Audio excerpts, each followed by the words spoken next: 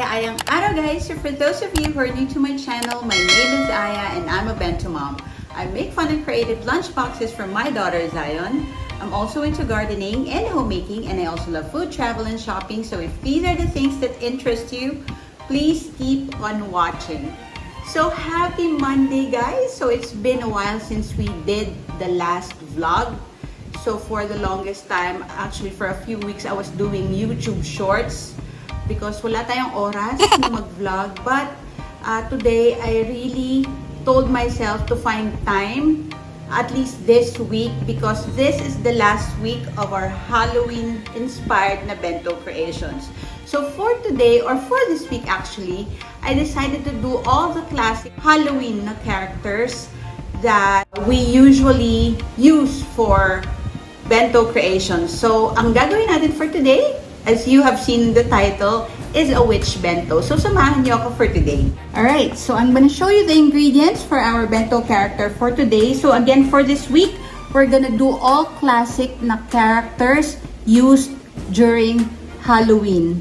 So, for the bento boxes, I'm gonna start with a witch na bento creation for today. So, what we need for the witch the bento character is just plain white rice. Okay. And then to color the rice, we need ketchup. And then for the hair, ng ating witch, I'm gonna use this mac and cheese I cooked for Zion. So the pasta noodles are curly. So this is what I thought of using for the hair. But you can also use other food items like shredded carrot or ham, or you can even use nori. Yan. So for the details of the witch, we also need nori. And then we also need a cheese slice. So this is what you use for your sandwiches. This is gonna be for the brim of the hat later. So I'll show you how to do it. Okay? So we need to start by coloring the rice. So we just need to color the rice with ketchup. Alright, so you just mix the ketchup with the rice and then mash it to achieve the color of the skin. Yan. So you can also use organic powder. Sometimes I use carrot powder. So by the way, in another video, I showed you how I store my organic powders. So I prepared them already. I got containers from Comfy Kids PH. So you can check out the other video or the reel in my Instagram account. Okay, so this is the color that you want to achieve. Once you achieve this color, we're now ready to mold the rice. So we need our cling wrap. So we'll just put a portion of the rice. And then the shape that you want to mold is a teardrop shape. So when you mold the rice, we'll just close the cling wrap and then make it compact like that so that the grains will stick together. There. So pag dikit-dikitin nyo lang siya. There. Others don't really do like this. Basta ma-shape nila yung rice, it's fine. But for me, I want to make sure that the grains are stuck together so that the rice won't fall apart. Especially if Zion goes to school, para hindi masisira yung bento character. So this is the shape that we want to achieve. Teardrop na shape. There, once you have your teardrop shape, what we need to do is to cut out the details, right? So we're gonna be using the nori sheet. So this is the first time that I'm using this brand, so let's see. I'm gonna use a very little portion of the nori. And then for the details, I'm gonna use this nori puncher. Okay? If you don't have a nori puncher, you can still use scissors to cut the details.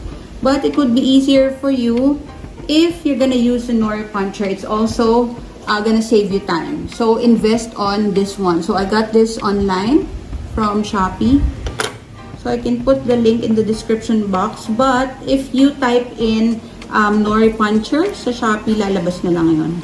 Okay, so we'll put it and then there.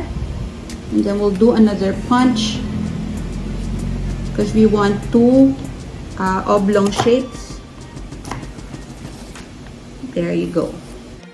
I'm gonna be using two oblong shapes and then the V shape kasi sayang naman kung itatapon natin, and then the V shape and then the curved line for the mouth. Okay, and then you need to get your cheese slice and you need to get another sheet of nori. So what we want to do is to cut a square shape and then fold it and then fold it another time.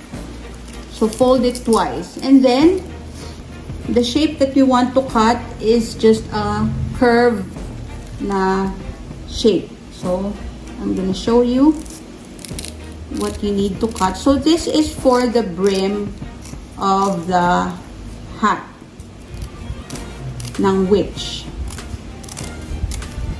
Okay, so make sure that the nori is larger in circumference dun sa inyong minold na rice. And then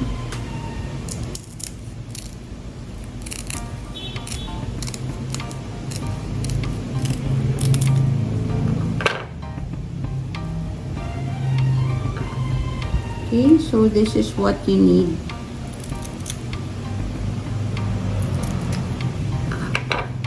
To cut.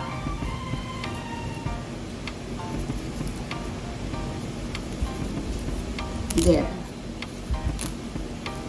Okay. So double siya. There.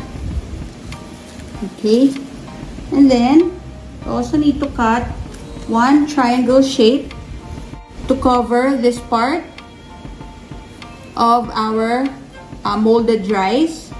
So you need to make sure that the triangle shape is higher than the molded na rice.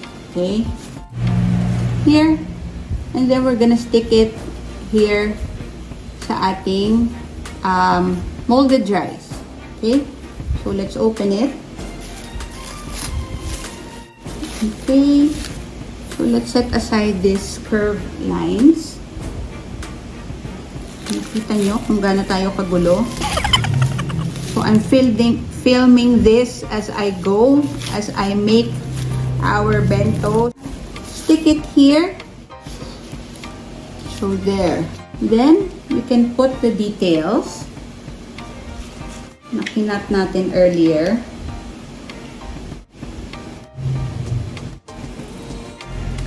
Parang cute yung witch. Right? And then for the mouth, I'm gonna use it there. So we now have our witch character. So just cover it again, and then this top part can just cut the excess part there. Okay, and then just cover it there. Then set it aside. Get the curved lines there that you made, that we cut. Yan. Then what we're gonna do is to outline the cheese slice. Here's the toothpick. Let's open the cheese slice. There.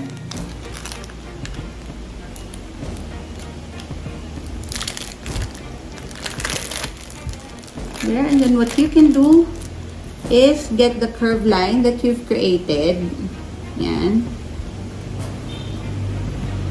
And then just outline yung cheese. Here, patong nyo lang siya. And then, just cut it like that. Outline nyo lang siya. There. Can you see it? Here. Ganyan lang siya.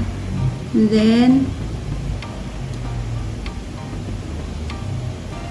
just outline the cheese using this nori. Yan. And then,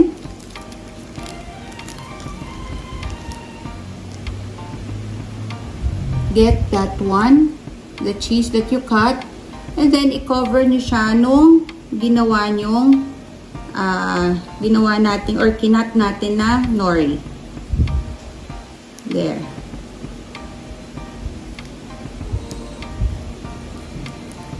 Okay. So this is gonna be for the brim nung hat nung witch.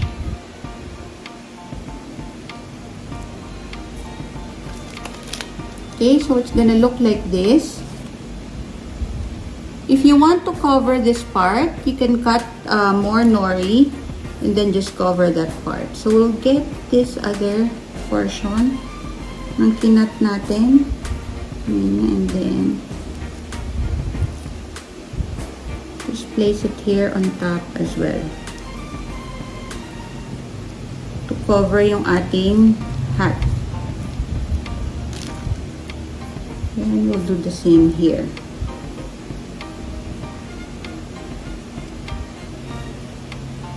So it's gonna look like this. Yeah. So this is gonna be the brim of the hat ng witch. Okay. So again, you can cover this part here if ayaw nyo nakikita yung cheese. But you can also do it like this lang so that you will have a design for the hat. At least may parang outline siya. So we'll get our molded rice and then let's try to put it like that. There. So you can position it like that.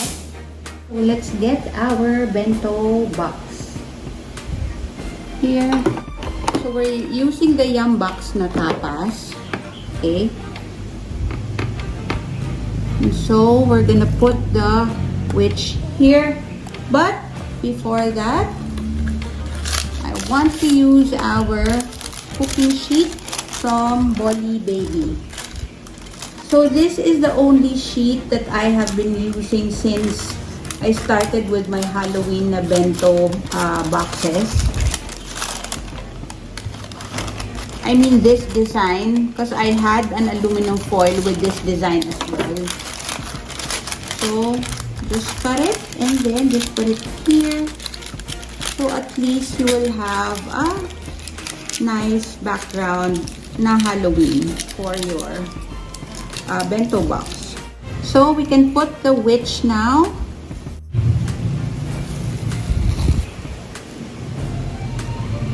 So there you go. And then we just need to put the hair. So we're gonna be using this mac and cheese. So I'm gonna use the tweezers because I want to position yung hair ng ating witch. Here.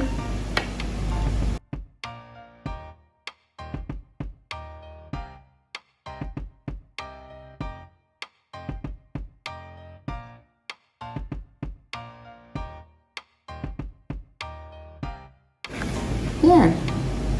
Left over here, so we can put it on this side. And then for this side we have corn, and then I'm just gonna design the corn with these carrots. As you can see, they're already star shape. Kinat ko na siya kanina bago ko mag-film, but this is what I used. So this is a food cutter. We're just gonna use this one to decorate. Okay, and then for this side, I have this gummy. I actually bought this one online. It's packed like this, but I put it here sa container. Pero I didn't remove it from the plastic na. So, I'm just gonna put it here. So, this is very cheap. I think this is 80 pesos. And ang dami na niya. So, I'm just gonna use it here. Ayan. And then, for this one, I have hot dogs. So, what we're gonna do with the hot dogs, so let's set aside our box. I'm gonna teach you how to make broom. So, you just need your paring knife or your small knife. Okay. We're just gonna get one hot dog and then slice it. Just remove the portion, yung sa baba.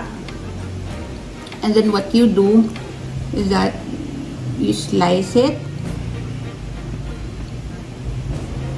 here and then slice it here. So para kayo nagke-create ng legs. And then, ayan. You can also use scissors. Let's try the scissors later. Ayan.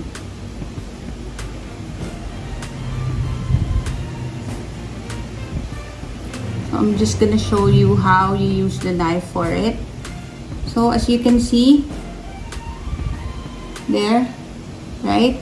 And then what you do is, you get pretzels, kaya lang wala akong pretzels, so I'm just using this pick from Bright Brands PH.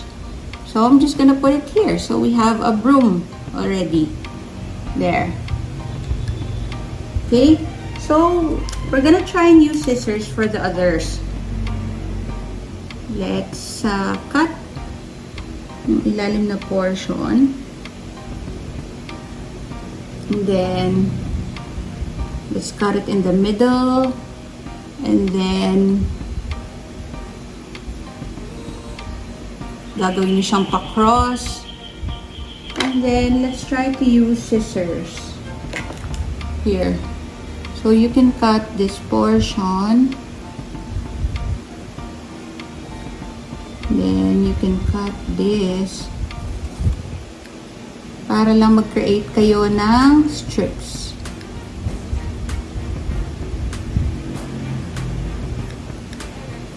There. I don't even know kung na-achieve yung broom, pero ganun siya. There. Okay, so we're gonna do the same for the others. So we now have our finished product.